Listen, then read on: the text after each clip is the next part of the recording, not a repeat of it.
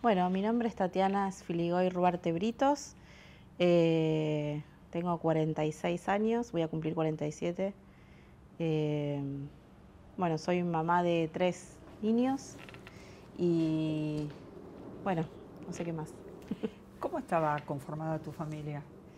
Mi familia estaba conformada por mi mamá, Mirta Graciela Britos, mi papá Oscar Pérez Ruarte y mi hermana, bueno, 2 hermanas, Mara, en su momento se llamaba Malena, y Florencia Ruarte.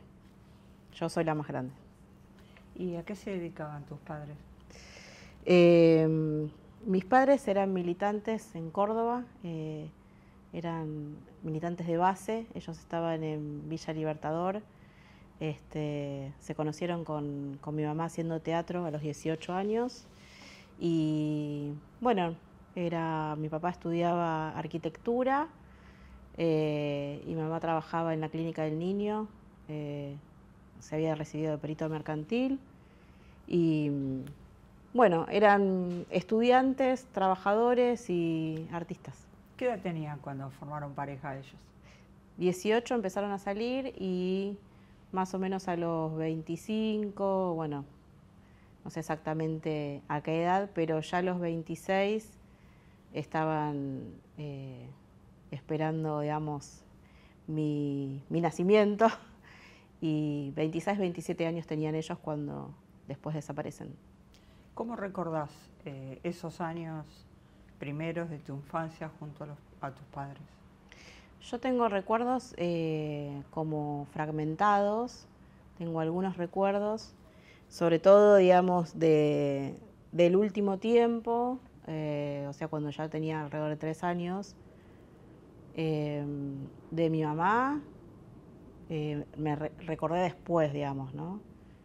De mi papá tengo un poco más de recuerdos, de cuando nos veíamos, de cuando me venía a buscar, porque ellos, sobre todo yo recuerdo la etapa en donde estaban ya separados. Ellos se separan cuando yo tenía más o menos 2 años y medio. Entonces mi papá me venía a buscar y me llevaba, entonces estaba 10 días con él, después volvíamos, después me dejaba en la casa de mi abuela, o sea, ya en un periodo en donde estaban en la clandestinidad los dos, digamos, ¿no? Ya separados.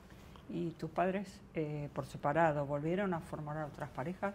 Sí, mi papá se puso de novio con Mariana Feldman, eh, que no era, digamos, militante en ese momento, también de Córdoba, y mi mamá se puso en pareja con un compañero también de la misma agrupación, que era de La Plata, Javier Alberto Jotar, que es el papá de mi hermana. ¿Y cómo era tu vínculo con ambos? Y yo, digamos, a Javier creo que ahí lo adopté un poco como papá también. Eh, yo pasé de vivir de Córdoba a Buenos Aires y eso fue después de que desaparece Oscar en Córdoba en el año 76. Acá está la fecha y el 17, en realidad me estoy confundiendo, ¿ves? La fecha siempre me pasa. El 17 del 8 del 76 desaparece papá en Córdoba. Eh, Esto sucede cuando él estaba volviendo de un viaje que me dejaba a mí acá en Buenos Aires, en Villa Ballester, y cuando vuelve al domicilio, en Parque Atlántida, donde vivía él, en una casita, digamos, de clase media, humilde, eh, aparentemente ya estaba ahí conviviendo con Mariana Feldman y lo estaban esperando ya. Y bueno, ahí entran a la casa, se llevan a los dos, a Mariana y a él, y también se llevan a las cosas que, digamos, cosas materiales que había en la casa. ¿Tu mamá tuvo más hijos con la nueva pareja? ¿Tuvo otros hijos? Sí, mi mamá después, cuando ella se viene a vivir acá, ya a Villa Ballester, ¿Nos querés mostrar a tu mamá? sí, Mirta, Graciela Britos, acá le falta el Graciela, que desaparece el 31 de octubre del 77. Ya estaba en pareja con Javier Alberto Jotar y vivían también en una casa alquilada y ahí estábamos con Mara, mi hermana. No estaba, digamos, esta tercera hermanita que falleció. No, yo no tengo mucho recuerdo de ella. Digo, por momentos es confuso, no me acuerdo si es la que recordaba era mi hermana que falleció o a mi hermana Mara. Pero los recuerdos son de jugar, digamos, en ese patio de la casa. Era un barrio tranquilo y me acuerdo que jugaba en un lugar, digamos, ¿no? Tranquila, digo, esos recuerdos los tengo. Después también me acuerdo cuando Mirta me cuenta que iba a ser mamá otra vez, o sea que yo iba a tener una hermanita. Que ahí, digamos, siempre está la confusión si era Mara o Florencia. Y bueno, el recuerdo que tengo es ella mostrándome la ropita de bebé, bueno, el ajuar, las cosas que estaba preparando para el nacimiento de mi hermana. Me acuerdo, digamos, el momento que me contó que iba a ser mamá. ¿Qué pasó el 17 de agosto de 1977? ¿Cómo se entera tu mamá y cómo lo vivieron tu mamá y su pareja? Ellos se enteran, supongo, digo, yo no tengo manera de constatar demasiado de eso. ¿Por qué? Porque ellos ya estaban en la clandestinidad y mucha información ya mis abuelas no la tenían. ¿Qué pasó en esa fecha? El 17 de agosto desaparece Oscar con Mirta, con Mariana Feldman. Se lo llevan ambos a La Ribera, que es un centro clandestino de detención en Córdoba. Están aproximadamente 10 días, después ahí la largan a Mariana, porque ella no tenía más información que aportar, digamos, al no ser militante, prácticamente no tenía datos, y la largan en la mitad, digamos, del centro de Córdoba. Ella dice que después a él escucha que lo llevan a otro lugar, que podía ser La Perla, y no tenemos, digamos, más información que esa. De lo que vos recuerdes, la vida cotidiana de ustedes a partir de la desaparición de tu padre, ¿cambia? Cambia un poco porque yo antes lo veía más frecuentemente, por más que estuviesen separados. Esto cada 10, cada 15 días yo lo veía. Y cambia porque además me vengo a vivir a Buenos Aires. No puedo recordar yo en ese momento si era consciente de eso, creo que no, porque era muy chiquita. Digo, ahora puedo decirte que sí, que yo me daba cuenta que algunas cosas pasaban, pero las naturalizaba también. ¿Y dónde vinieron a vivir en Buenos Aires? A Villa Ballester, ahí a una casita que alquilaban, que de hecho después, yo después de mucho tiempo la voy a ver, digamos, voy a como a reconocer ese lugar.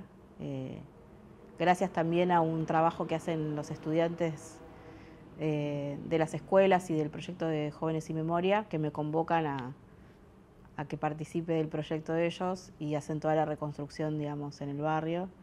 Y me piden que asista al cierre del proyecto de ellos en la plaza donde desaparece mamá. ¿Qué pasó ese 31 de agosto de 1977? Desaparece primero Javier, porque el operativo es en la casa donde vivíamos. Nosotros estábamos afuera de la casa, él estaba adentro. Habíamos salido con mi mamá y mi hermana, seguramente a hacer algunas compras y demás. Cuando llegamos a la esquina de la casa, vemos que está el operativo, digamos, en la puerta apostado con autos y gente de verde. Y bueno, lo que hace mi mamá en ese momento es llevarnos para la plaza, que está a un par de cuadras.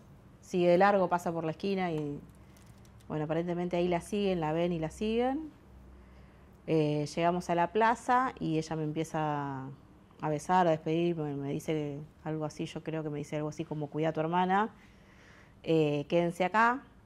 Y bueno, se va como medio esquivando, digamos, a la patota que venía a secuestrarla, que eran varios. Yo tengo el recuerdo de que habían bajado como de un micro, podía ser un micro de esos verdes, como 10 uniformados de fajina, y bueno, la encapuchan, se la llevan y bueno, nosotras quedamos ahí en ese lugar con mi hermana varias horas, hasta que un comerciante que estaba enfrente de la plaza hace la denuncia a la policía, diciendo que habíamos sido abandonadas en una plaza dos nenas. A partir de ahí la justicia, digamos, interviene, la comisaría del lugar nos levanta, nos lleva a otra comisaría más y interviene el juzgado de San Martín y supuestamente nosotros somos abandonadas en la vía pública como NN, ambas. Cosa que no fue real, digamos, ¿no? Porque había habido un operativo previo y esto no, en la justicia en ese momento no se había contemplado. ¿Vos considerás que los que hicieron el operativo a ustedes no las vieron? ¿Sabes qué? No sé, yo creo que sí, pero quizás en ese momento no sabían qué hacer. Y una vez que los recogen, ¿qué pasa con vos y con tu hermana? Y una vez que nos levantan, nos llevan a la comisaría que está ahí en Villa Ballester, no recuerdo, digamos, cuál es, pero sé que estuvimos en más de una, varias horas, y bueno, después ahí me llevan a mí a un hogar de niños en Villa Elisa, cerca de La Plata. ¿Recordás el nombre? Sí, se llama Remedios de Escalada, El hogar. Instituto de Remedios de Escalada. Yo era la más chica del lugar, tenía ya casi 4 años, y mi hermana va a casa cuna porque era muy, muy pequeña, así que durante ese tiempo estamos separadas. Del año 77, esto se produce fines del año 77, hasta el año 78, o sea, pasamos el verano, digamos, separadas. ¿Cómo era el hogar? ¿Cómo era el funcionamiento? ¿Cómo te conectabas con los otros chicos? Y yo esos recuerdos, tengo recuerdos lindos del hogar. Era como que me divertí, hacía travesuras, o sea, era la más chiquita, imagínate, que era como la mascota de todas las demás. Solamente me daba miedo de la noche cuando se apagaban las luces y era, bueno, a dormir todas y, ¿no? Como que en ese momento me acuerdo que tenía un poco de miedo. Pero el resto del día era como, nada, hacíamos travesuras, íbamos a la cocina, robábamos comida, no sé, cosas de niños. ¿Te preguntabas por tus padres? ¿Le preguntabas a alguien? No. ¿Y por tu hermana? Tampoco. No preguntaba nada. ¿Qué edad tenías y en qué circunstancias conoces al matrimonio Filigoy? Bueno, ellos se presentan en el juzgado de San Martín, aparentemente en el año 77, más o menos, como futuros padres adoptivos de alguna criatura que fuese posible de adoptar, en un listado, digamos, del juzgado.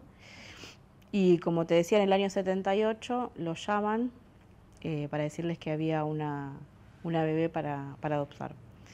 En ese momento, nosotros también supuestamente nos iban a dar una adopción, pero a otra familia, no a ellos.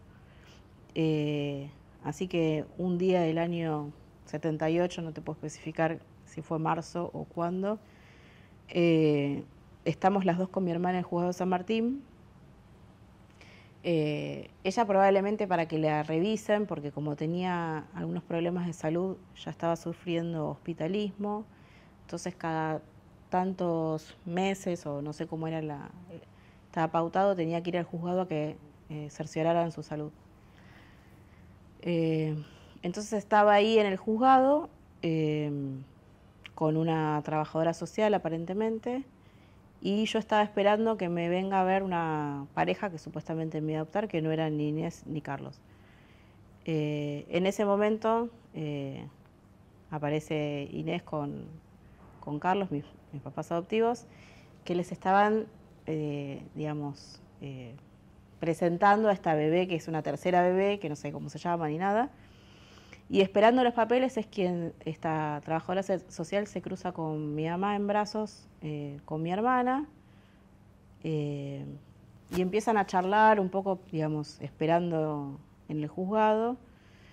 Y es ahí cuando Inés dice que le pasa algo con mi hermana a nivel corporal, que ella quería adoptar esa otra nena, no la que le habían adjudicado. Porque justamente la veía que estaba en condiciones de salud más deteriorada, que necesitaba cuidados.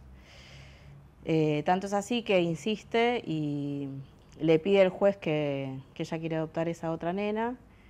En ese momento, donde estaba sucediendo todo eso, yo estaba en la habitación de enfrente y reconozco a mi hermana. Entonces empiezo a llamar la atención, me subo a una silla, empiezo a hacer lío. Entonces Inés pregunta quién es esa nena o por qué pasaba, digamos, y entonces la trabajadora social le dice, no diga nada, pero es la hermana la que usted quiere adoptar ahora. Entonces ahí es como que mi mamá se entera que había una hermana, bueno, hacen todo el pedido al juez, el juez primero no quiere saber nada. Creo que Inés es tan insistente que el juez no tenía motivos para decirle que no, o no los encontraba en ese momento. Y bueno, es así que nos adoptan a las dos. En ese momento, ¿ya cuántos años tenías vos y cuánto tiempo tenía tu hermana? Mira, yo ahí tenía más o menos 4 años y pico, y yo me llevo 4 años con mi hermana, así que bueno, ahí, bueno, que mi hermana tendría 8 meses, más o menos. Era chiquita. ¿Y cómo fue dándose el periodo de adopción con Inés y Carlos? Mira, algo que yo siempre recuerdo es que cuando a mí me vinieron a buscar una semana después, quizás por toda esta cuestión de los papeles que fue, que se retrasó, digamos, que yo vaya a la casa no el mismo día que mi hermana, sino unos 10 días después. Y cuando me vinieron a buscar, yo me acuerdo que salí corriendo y le dije, mamá, me viniste a buscar. O sea, no como que yo ya la había adoptado como madre. Y esto se dio así muy, muy espontáneo. La verdad que creo que forma parte también del lazo que construimos con ellos, las dos, ¿no? Así que para nosotros yo creo que fue un sostén familiar que no tuvimos, y además teniendo en cuenta que no hubo el ocultamiento, digamos, ¿no? de la historia, de nuestra historia y de la historia de nuestros padres, porque esto es en el año, yo recuerdo que en el año 78 llegamos a la casa de Inés y Carlos y que vimos el mundial en la casa de ellos, y había pasado poquitos días. ¿Vos le comentás a ellos el nombre de tu hermana? ¿El tuyo? ¿Ya tenías 4 Sí. años? Sí, yo sabía que se llamaba Laura, no Malena, sé que Malena no lo tenía registrado, pero sí Laura. O sea, Mirta le había puesto Laura Malena Jotar, y cuando se inscribe, digamos, la guarda preadoptiva, Inés elige el nombre Mara, entonces le queda Mara Laura Sfiligoy, que es el nombre de adopción, y crece, digamos, con ese nombre. O sea que en una primera instancia la identidad de tu hermana dependió de vos, que se lo transmitiste a ella. Sí, porque, bueno, ella no recordaba su nombre porque era muy chica, yo sí, y bueno, yo obviamente recordaba mi nombre. ¿Cómo fueron construyendo el día a día a partir del momento que empiezan a convivir con tus padres adoptivos? Y vivíamos como una, digamos, familia normal. de padres adoptivos. Bueno, ese año que yo llego a la casa de Inés y Carlos, no hago el jardín en ese momento, espero al año siguiente y empiezo en preescolar, en una escuela del Estado, en un jardín del Estado. Me acuerdo que me llevaba y me iba a buscar mi mamá. Era una jornada completa. Me acuerdo que Inés me preguntaba si estaba cansada y le digo, no, a mí me encantaba ir al jardín. Es más, quería hacer más cosas y me acuerdo que me decía, no, bueno, el año que viene, porque este año es muy pronto, o sea, como que la adaptación a la casa para mí fue rápida, fue como... me acuerdo una de las primeras cosas que cuando entré a la casa que vi, que se ve que no comía fruta en el hogar, era unas peras, entonces me devoraba las peras, ¿no? Como cosas así que recuerdo de chica. ¿En qué barrio vivían? Villa Porredón, queda cerca de Devoto, una casa con terraza. Y cuando llegué a la casa también, que ya estaba mi hermana, me acuerdo que lo primero que entré y pregunté dónde está mi hermana. Entonces me dijo mi mamá, está ahí, está durmiendo, fíjate de no despertarla. Y me acuerdo que di una vuelta al Moisés, 2 vueltas, 3 vueltas, y a la tercera vuelta dije, sí, es mi hermana. Como, bueno, aseverando que realmente fuera, ¿no? Era muy chiquita, pero no sé por qué hacía esas cosas. ¿A qué se dedicaban tus padres adoptivos? Mi mamá era profesora de francés y mi papá era ingeniero civil, trabajaba hacía puentes. ¿Ellos tenían algún acercamiento o inquietud a la política? De alguna manera sí, no política partidaria, pero sí había como un compromiso político. De hecho, después de que aparecen las abuelas y que en el año 80 toman contacto con la institución a través de una denuncia que se realiza sobre nosotras, que es una denuncia que hace un amigo de mi mamá, digamos, adoptiva, dando datos muy precisos de nosotras, diciendo que estábamos en la casa de un matrimonio que nos había adoptado de buena fe y que nosotras estábamos bien, pero que la persona que hacía la denuncia sospechaba que podríamos ser hijas de desaparecidos. Y esa denuncia viene desde Canadá, una carta que mandan abuelas, y es así que abuela nos localiza en el juzgado de San Martín porque buscan una adopción legal. Digamos, buscan por todos los juzgados, ¿no? Pero caen en el San Martín.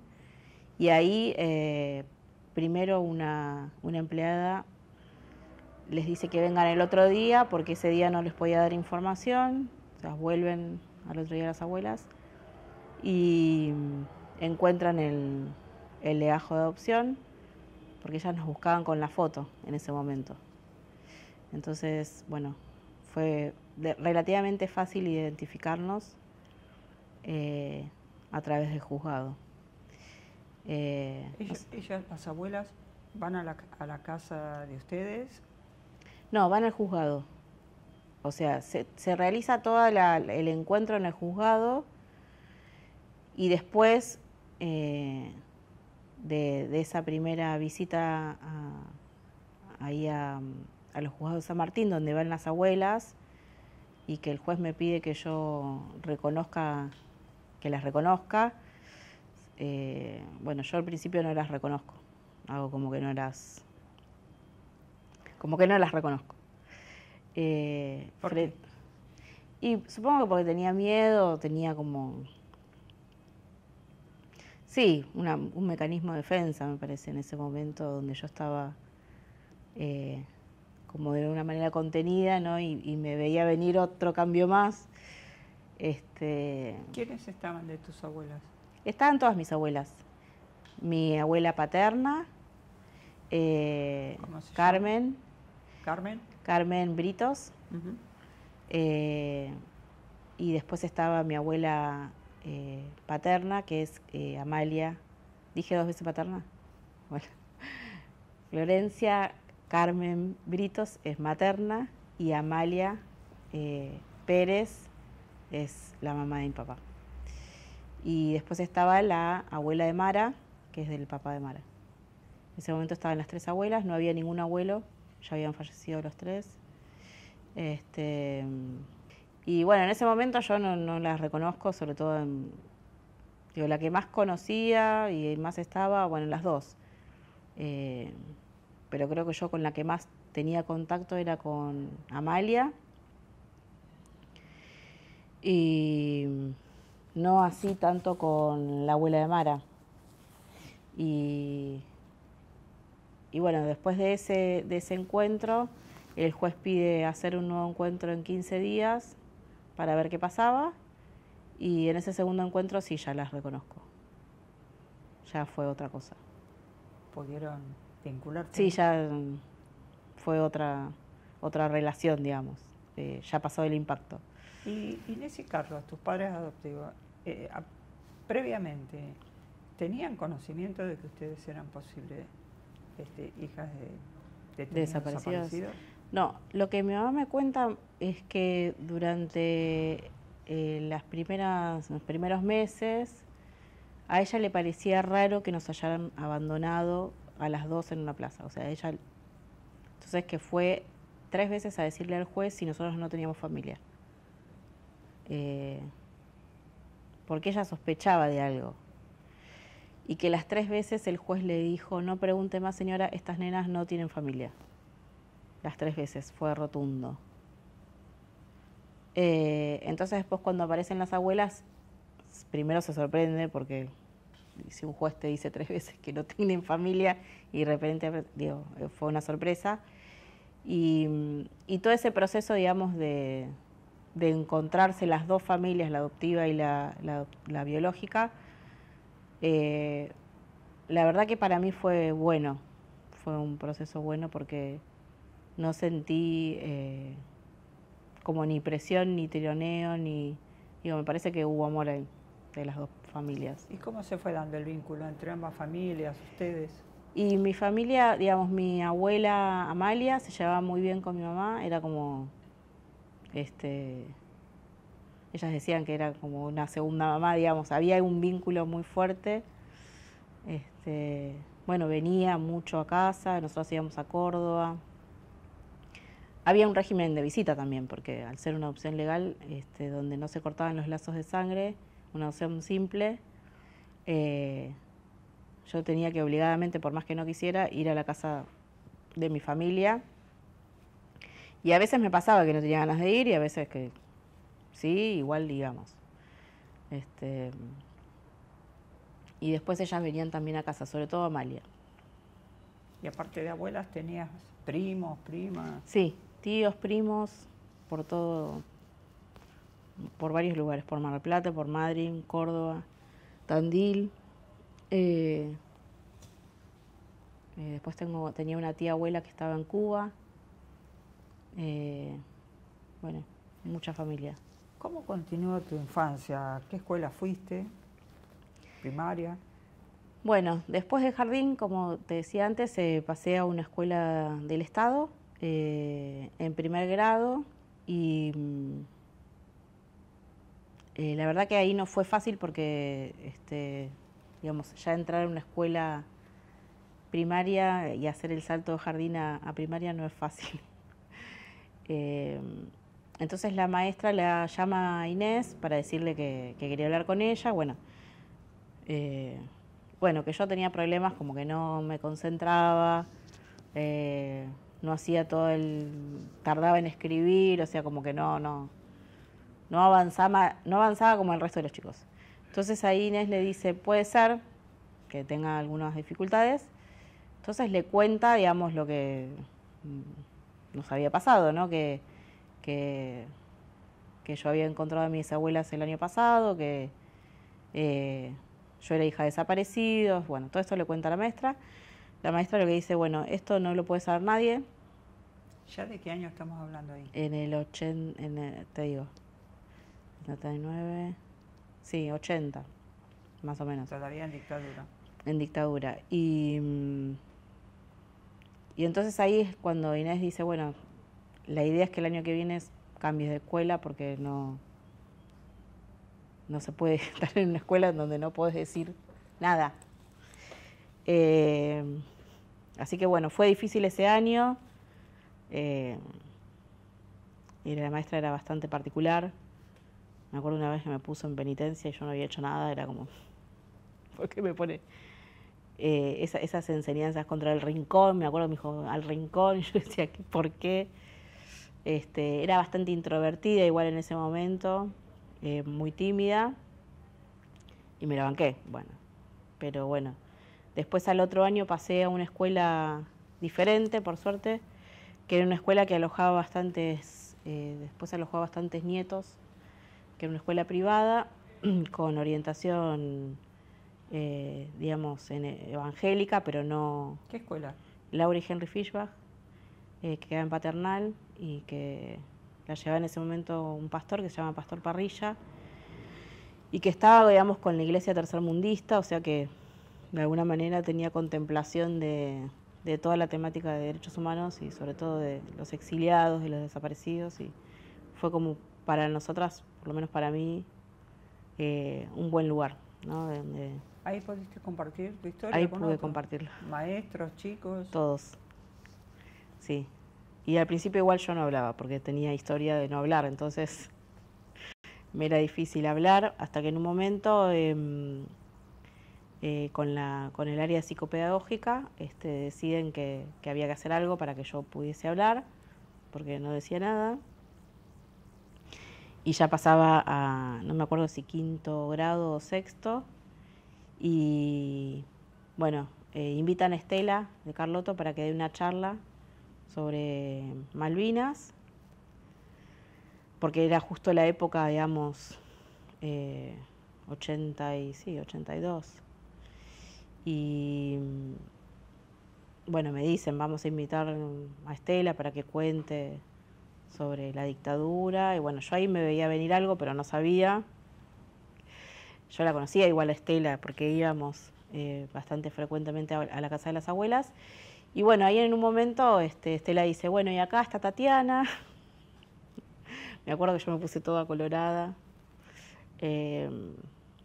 Y bueno, y ahí cuenta un poco mi historia ella. Y bueno, y a partir de ahí yo pude hablar, digamos, ¿no? Fue como la primera intervención que, quizás sin darse cuenta qué era lo que estaba haciendo Estela, sí el gabinete supongo, pudo poner en palabras ella lo que yo no podía. ¿Qué edad tenías cuando pudiste empezar a comprender algo de la situación que se había dado en esa plaza? Y a los 12, 13 años es cuando yo entendí que era estar desaparecido, que implicaba ser un desaparecido y que posiblemente no los podía volver a ver nunca más porque suponía que estaban muertos. Eso fue recién a los 12, 13 años.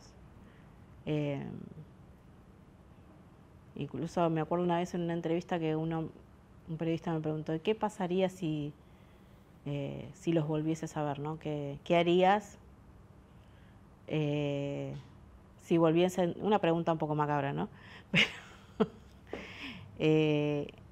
La recuerdo hoy, ¿no? ¿Qué haría yo si aparecen mis padres desaparecidos? Y me acuerdo que les dije, y viviría con los 4. ¿Y tu adolescencia cómo fue? Y mi adolescencia creo que fue como el resto de los adolescentes. Creo que tuvo ahí el color de investigar mucho más sobre mis padres, ¿no? Sobre Mirta y Oscar. Yo sabía, por el relato familiar y por el relato de mis primas más grandes, cosas de ellos, pero no sabía sobre sus amigos o sobre la militancia más concretamente. Eso lo supe de grande,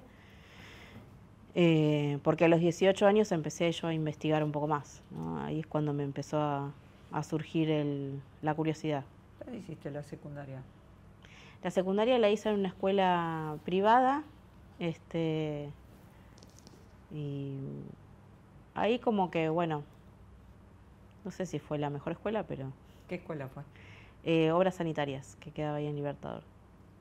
Ya estamos en democracia hablando, ¿no? Sí, ¿Y tenía centros de estudiantes no, la escuela? No. no, era una de las que quería formar el centro de estudiantes. Sí. ¿Ahí comenzó tu inquietud Sí, por la sí, política? armamos, como no podíamos armar un centro de estudiantes porque era una escuela privada, entonces lo que armamos fue una revista y entonces fui una así de las precursoras de la revista que hacíamos en la escuela. ¿Y cuando terminaste la secundaria, seguiste alguna carrera universitaria? Sí, primero yo quería seguir biología marina, así que me anoté en el CBC, bueno, hice todo ahí un camino un poco arduo porque después me di cuenta que no era para mí. Primero porque yo me imaginaba una cosa diferente eh, a la que sería una carrera científica. Y después porque, bueno, empezaron a aparecer todas estas inquietudes más sociales o más... y ahí encontré la carrera que, bueno, que terminé y que sigo ejerciendo como profesional, que es psicología.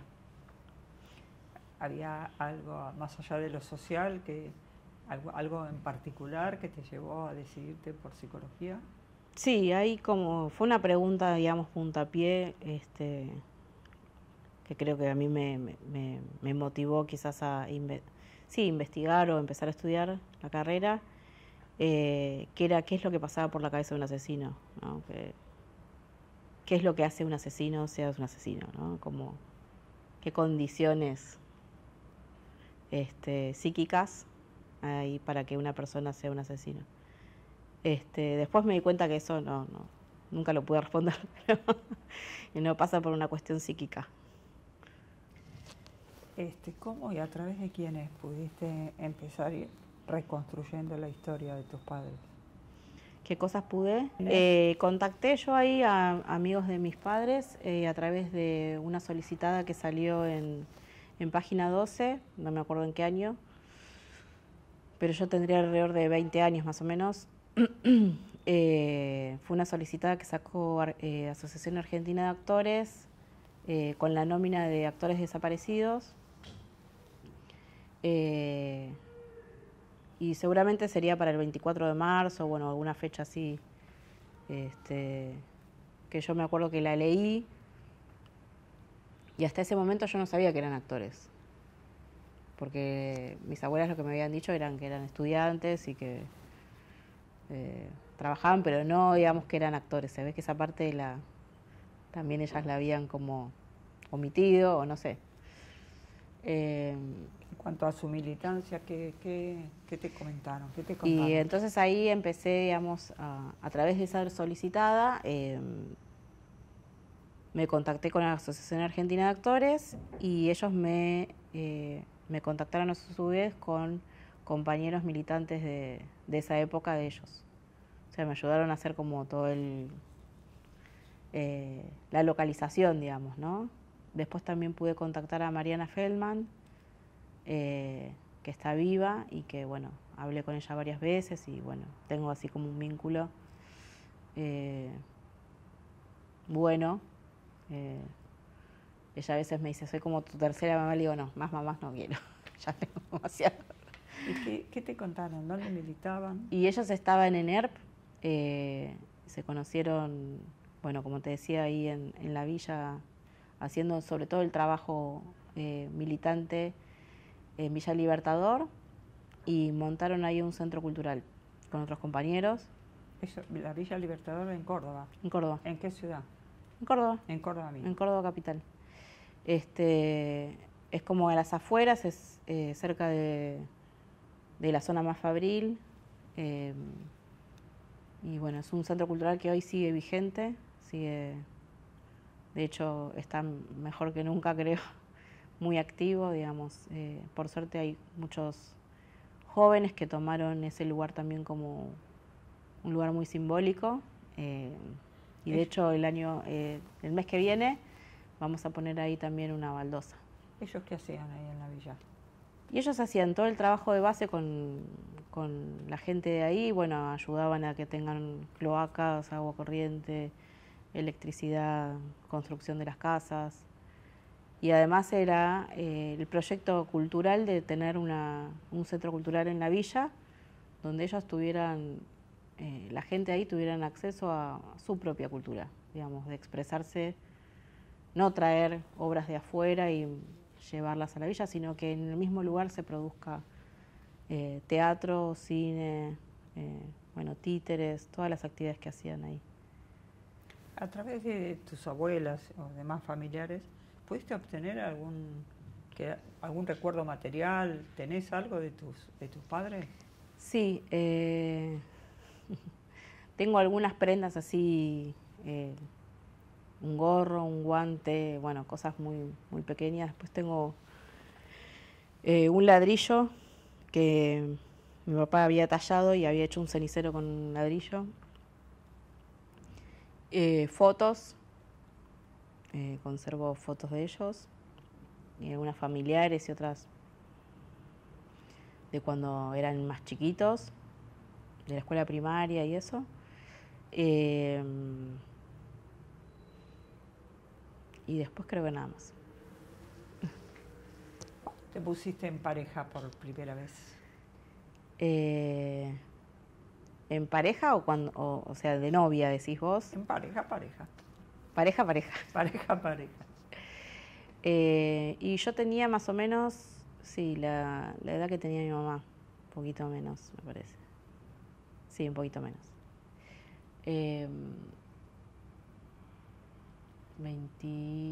24, por ahí. ¿Y dónde se conocieron? ¿Cómo se llama? Bueno, el papá de mis hijas, Damián Neustad, en realidad lo conocí en un boliche. Medio raro, pero lo conocí en un boliche. No un boliche convencional, pero bueno, era un lugar. Y en realidad, nada, empezamos a salir y después, nada, creció así la relación y enseguida nos queríamos ir a vivir juntos y bueno, nació Irina, que hoy tiene 19 años, bastante grande ya. Después vino Maya y después me separé de él, nos separamos y en el año 2009 más o menos, 2010, después de un año yo tengo ahora una nueva pareja y nació Pedro, que tiene 4 años. ¿Y en tu época de estudiante universitaria tuviste ahí militancia? Mira, en la facultad algo, pero no, como que no terminaba de cerrarme demasiado los espacios que había, ¿no? ¿Y por fuera de la facultad? Y por fuera de la facultad sí, tuve así como algunas experiencias diversas y creo que sobre todo, digamos, la militancia más partidarias se concentró en los últimos años ahora. Sobre todo después del fallecimiento de Néstor. Fue como un puntapié importante, ¿no? Para mucha juventud y para muchos más grandes. ¿Cuándo y para realizar qué tareas te convocan las abuelas de Plaza de Mayo? En el año 2000 yo quedo sin trabajo porque había una crisis económica importante del país. Estaba trabajando para Galeno Life como secretaria en un centro de salud y ya estaba embarazada de Irina. Y Irina nació en el 2000. Y bueno, ahí yo como tenía relación siempre con las abuelas, les cuento, bueno, me pasó esto, esto y esto, estoy como medio preocupada. Y a la semana me llaman de abuelas y me dicen que me querían hacer una propuesta. Yo ya estaba casi terminando la carrera, me faltaba poco para terminar la facultad. Y me dicen, bueno, nosotros tenemos acá muchos chicos que vienen con dudas y ya las abuelas a veces no saben cómo resolver o cómo atenderlos. Nos gustaría que vos nos ayudes porque vos sos casi psicóloga, entonces necesitamos ayuda. Y para mí fue maravilloso porque de alguna manera era algo que a mí me interesaba. No me había imaginado, digamos, que podía aportar desde ese lugar. Y bueno, desde el año 2000 empezamos a pensar el área de presentación espontánea en abuelas como área, ¿no? Y ahí surge, digamos, ese espacio que fue dándose forma un poco con la participación también de algunos nietos. Bueno, María Lavalle también es psicóloga y nieta, así que ambas empezamos ahí a pensar, ella más desde el área de investigación, más bueno el Centro de Salud de Abuelas que también aportó bastante ahí. ¿Qué es el Centro de Asistencia Dr. Fernando Ulloa? El Centro de Ulloa es un centro de asistencia que se creó por decreto de Cristina en el 2015 para asistencia a víctimas de terrorismo de Estado. Empezó como un proyecto de acompañamiento en juicios, sobre todo antes de ese año, obviamente, y empezó a crecer en cuanto a demandas y a proyecto más concreto, que era, además de la asistencia, el acompañamiento. ¿Cuál era el tipo de asistencia? ¿O cuál es? Asistencia psicológica, asistencia también psiquiátrica. Después estaba también todo lo relacionado con las leyes reparatorias, porque desde ahí se articulaba lo que serían los informes para después aportarlo a las leyes y poder tramitar la ley reparatoria. ¿A quiénes le brindaban esa asistencia? A todas las víctimas que hubiesen atravesado el terrorismo de Estado, puede ser familiares, militantes, exiliados, hijos, nietos. Se fue abriendo. Parte? Sí, ahí yo entré en el 2015, después de mi pasaje, digamos, por Abuelas. En algún momento también necesité salir de Abuelas y abrirme un poco más al trabajo dentro del Estado, que me parecía necesario también. Y la verdad que estuvo muy, muy productivo hasta el 2017, que, bueno, la era macrista fue un poco nefasta y en ese momento me piden, no muy gentilmente, que me retire del Centro Ulloa. Y ahí, por suerte, digamos, me piden un pase a sitios de memoria y ahora estoy trabajando ahí en sitios de memoria. ¿Y cómo es ese centro clandestino de detención de Virrey Ceballos? ¿Qué tareas realizadas? Bueno, yo ahí medio entré porque Osvaldo López, que es el actual coordinador,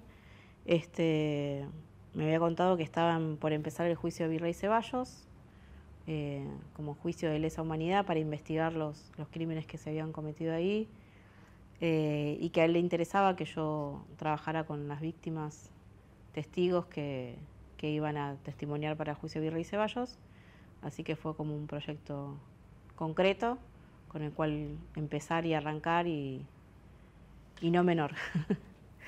Así que bueno, estuvo muy bueno porque todo ese año, el año pasado, tuvo buen final dentro de todo porque hubo condenas y fue un trabajo también, difícil por momentos porque no es fácil trabajarnos con víctimas y al mismo tiempo fue gratificante porque creo que todos salimos bastante fortalecidos de ese juicio. Tal fue así que, bueno, yo hace poquito le comentaba a Osvaldo que me dio valor para que yo iniciara mi propia también presentación judicial, que nunca la había hecho, para Campo de Mayo. ¿Y la familia paterna y materna biológica, hizo juicio, estuvo en algún juicio, hizo habeas corpus? No, habeas corpus sí. Todo lo que fue habeas corpus, presentaciones, con ADEP y en el exterior sí. Pero después en relación a los juicios de lesa no. Y en cuanto a las desapariciones de ¿Tus padres, los responsables, están condenados? ¿Sabés algo de eso? Mira, en el caso de Oscar, se supone que el juicio de la Perla, digamos, él no estuvo presentado ahí, sobre todo creo que por varios motivos, pero bueno, no fue presentado el caso de él. Creo que yo no estaba preparada y mi familia tampoco, digamos, la presentación la iba a hacer yo y no fui muy contundente, entonces me dijeron, bueno, quizás para más adelante, bueno, cosa que nunca sucedió. Y un poco a raíz de esto que te contaba último, de la presentación que vamos a hacer en Campo de Mayo, porque yo veo el secuestro de mamá, entonces por el lugar de desaparición y por la fuerza a la que ella pertenecía, se supone que la llevan a Campo de Mayo. Pero bueno, el otro día hablando con la abogada de Abuelas me decía, también podés hacer la presentación por más que haya pasado el tiempo que sea, de tu papá. Así que yo creo que el año que viene será con Oscar, digamos, la presentación. ¿Cómo consideras que se puede transmitir a las futuras generaciones lo que fue la militancia de los años 70? Mira, por momentos parece fácil y por momentos difíciles, depende de muchas variables. Me parece que desde el lugar de los sitios, por ejemplo, ahora donde yo estoy, el trabajo es constante y impacta mucho lo testimonial. Y me parece que está bueno también hacer un trabajo sobre cómo testimoniar, para qué ya sabemos, ¿no? Pero cómo y de qué manera transmitimos ese mensaje. Porque no es a través del terror ni de la parálisis. Digo, contar un testimonio que te deje paralizado no sirve. Hay que contar un testimonio donde vos veas que hay una salida posible. Si no, haces todo lo contrario, digamos, ¿no? Entonces parte del trabajo me parece de testimoniar y de contar y de hacer un trabajo con los jóvenes implica también reflejar lo que pasa hoy, no dejarlo fijado a nuestra historia, a mi historia, a la historia de los nietos, sino de toda una generación y de todo un compromiso de un país también, ¿no? Porque el país fue atravesado por el terrorismo de Estado, no nosotros. Y hacerlo eso carne a los jóvenes hoy es un trabajo continuo y colectivo. No es sin los organismos, no es sin las agrupaciones, sin los partidos políticos, sin las ONGs, digamos. Es algo que se va construyendo diariamente desde diferentes lugares y me parece que eso es, digamos, el camino, ¿no? de la construcción. ¿Y cómo se lo pudiste transmitir a tu historia y la de sus abuelos a cada uno de tus hijos? Bueno, fue diferente para cada uno. Para Irina fue más contundente porque yo ya trabajaba ahí en Abuelas en esa época, así que ya de chiquita todas las tardes yo la llevaba y me acompañaba en mi trabajo. Y estaba habituada, digamos, a ir a Abuelas y a veces me hacían también reportajes ahí, entonces ella escuchaba, como que de alguna manera para mí fue más fácil, porque estaba al lado mío y yo estaba justamente en esa etapa de estar dentro de Abuelas. En el caso de Maya, yo ya no estaba trabajando en Abuelas, estaba casi en el Ulloa, por ahí, entrando al Ulloa. Y Maya es diferente a Irina, entonces me resultó con un poquito más de trabajo. De hecho, creo que lo que me ayudó en ese momento fue la ficción que se realizó en Telefe, con los capítulos de Televisión por la Identidad, donde el primero se refiere a mi historia, y mirando juntas ese capítulo a ella le cerró un poco más la historia. Es decir, era como que tenía partes, digamos, de mi vida, pero no lograba entender la totalidad, y con esa ficción paradójicamente la entendió, ¿no? Porque nunca hubiese pensado yo que iba a necesitar, digamos, ¿no? de algo externo, pero sí. Y eso fue más o menos cuando estaba en 5º grado, por ahí. Y bueno, y Pedro sabe que tiene abuelos que no conoce, de hecho estas fotos las tiene él y las reconoce, pero todavía no sabe demasiado. ¿Y tu compañero, recordame el nombre? ¿Esteban o el papá de las nenas o Esteban? Esteban. ¿Cómo acompaña en esta historia tuya? La verdad que es un compañero muy particular porque, bueno, también a él fue parte de mi historia también. Yo me reencuentro con él después que me separé, pero lo conozco desde la primaria, o sea, desde de la escuela primaria. Y sale un poco esto que yo te contaba de que Estela fue a la escuela y demás, fue filmado por Canal Encuentro, y él sale en la filmación también, así que un poco gracioso. Así que bueno, para mí es parte de mi historia también, él, y acompaña también desde ese lugar, ¿no? Como muy ayudándome también en algunos momentos. El otro día Pedro, cuando vio la foto de mamá, que ahora es el aniversario de desaparición, yo estaba con el teléfono y había un compañero que lo había publicado en Facebook.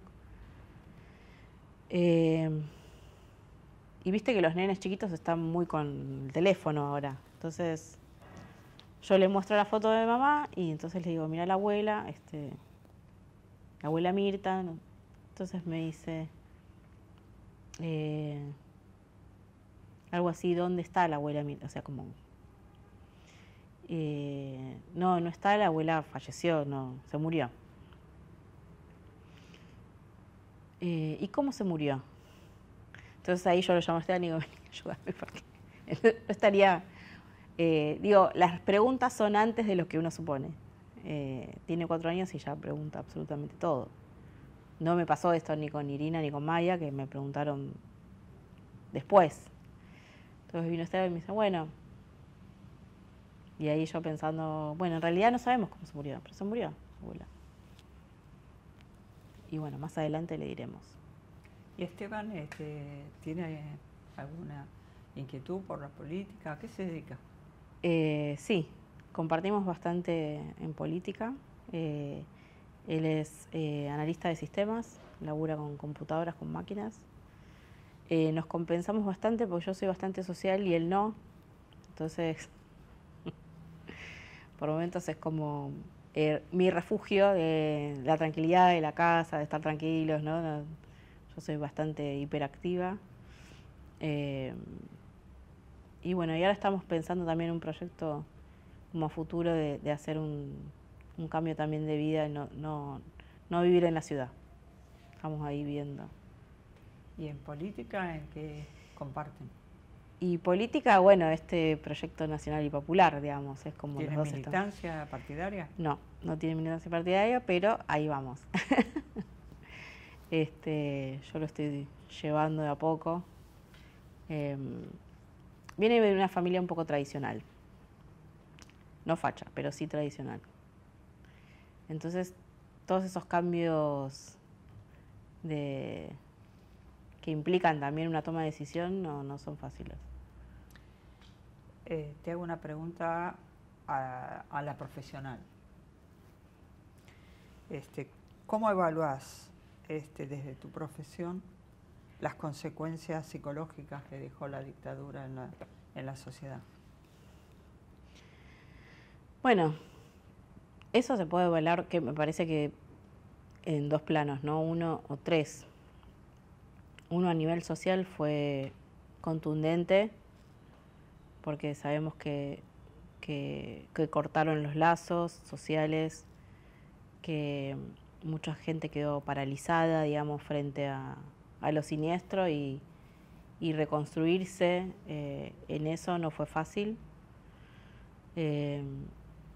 A nivel personal, cada uno lo vive de diferentes maneras. Hay gente que cuando cuenta, por ejemplo, que fue exiliada o que estuvo detenida y demás, y lo cuenta con una naturalidad que vos decís, parece que no lo vivió, ¿no? Pero digo, lo vivimos todos y cada uno hace lo que puede ahí, me parece. Pero las marcas fueron contundentes. Creo que el mayor desafío para nosotros, los sobrevivientes, todos, hijos, nietos, familiares, es poder salir de ese lugar de víctima y poder hacer algo con nuestra historia. O sea, poder hacer algo, otra cosa, que implique un motor y una energía de una construcción, ¿no? No quedarnos en el lugar oscuro en función de esa muerte, sino todo lo contrario. Creo que nuestros padres estarían orgullosos de vernos vivir felices y con proyectos, entonces hay que hacerle honor a eso. ¿Cómo ves esta etapa donde el feminismo pasa a tener la mujer un lugar tan protagónico en las luchas? Es maravilloso, es maravilloso. Creo que por lo menos muchas de nosotras en diferentes momentos de nuestras vidas nos preguntamos un montón de veces del porqué de la diferencia, ¿no? De por qué determinadas miradas hacia nosotras y me parece que llegó el momento también de demostrarnos que podemos hacer un cambio en nosotras mismas primero, para que después la sociedad lo tome, ¿no? Digo, si no hacemos nosotras sobre nosotras mismas un trabajo, es muy difícil que la sociedad nos reconozca como mujeres con derechos. Y en mi caso, que yo tengo una hija adolescente, adulta, digamos, que está ahí, es sorprendente cómo ellas nos enseñan, nuestras hijas nos enseñan sobre algunas cosas que nosotros no conocemos o no aprendimos, ¿no? Justo ayer también tuve una charla con mi hija como, a ver, enséñame vos porque yo no sé. Mamá, pero no se dice así. Es maravilloso. ¿Qué evaluación haces de los 12 años de gobierno de el kirchnerismo? Yo creo que fueron maravillosos, pero no porque me encanta decir, digamos, trivialidades, sino porque realmente nos dieron una enseñanza y un aprendizaje que quedó marcada toda una sociedad y varias generaciones también, ¿no? Sobre no tenerle miedo a la militancia, ¿no? Como tantos jóvenes empezaron a implicarse en un proyecto político desde lo social, cómo esas banderas de los derechos humanos pueden ser levantadas. Digo, nosotros en los 90 no podíamos decir demasiado que éramos hijos desaparecidos. A mí me ha pasado en carne propia y a muchos compañeros también, en donde éramos mirados diferentes si decíamos que éramos hijos desaparecidos. Eso no pasa hoy. Hoy no pasa eso. ¿Tuviste participación? ¿Militaste activamente? Pasé por hijos, sí, también. Con lo cual, bueno, en los 90 no fui orgánica en ninguna comisión, pero sí estuve al lado de hijos, sobre todo en los primeros scratches, a médicos que estuvieron implicados en las apropiaciones. Maníaco, bueno, después el gran Scratch Videla y demás. Y nos pasaba con ellos que no era fácil en esa época decir que eras hijo desaparecido. Y me parece que toda esa época fue gracias a la impronta que dio el kirchnerismo sobre los derechos humanos. Que hay que profundizar y que hay que rever cómo desde el hoy, pero con un pasado atrás. Digo, nosotros no podemos no revisar nuestro pasado para profundizarlo y hacer un presente mejor, sino cómo se hace. Y en la actualidad, en el gobierno de Mauricio Macri, ¿cuál es tu evaluación y qué diferencias encontrás en materia de derechos humanos, por ejemplo? Eh, Creo que, por lo menos para muchos de nosotros, no fue una sorpresa quién es Mauricio Macri. Todos sabíamos que venía a hacer esto que hizo, que es desguazar el Estado, y dentro de las políticas de memoria,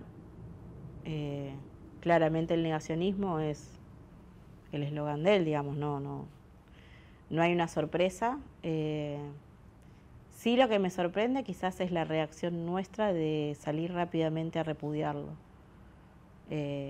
Eso fue un ejercicio que tuvimos que aprender durante estos años de no dejarlo pasar, ¿no? Decía una frase a Bruj y allá vamos. Me parece que eso fue muy bueno en cuanto a nosotros, ¿no?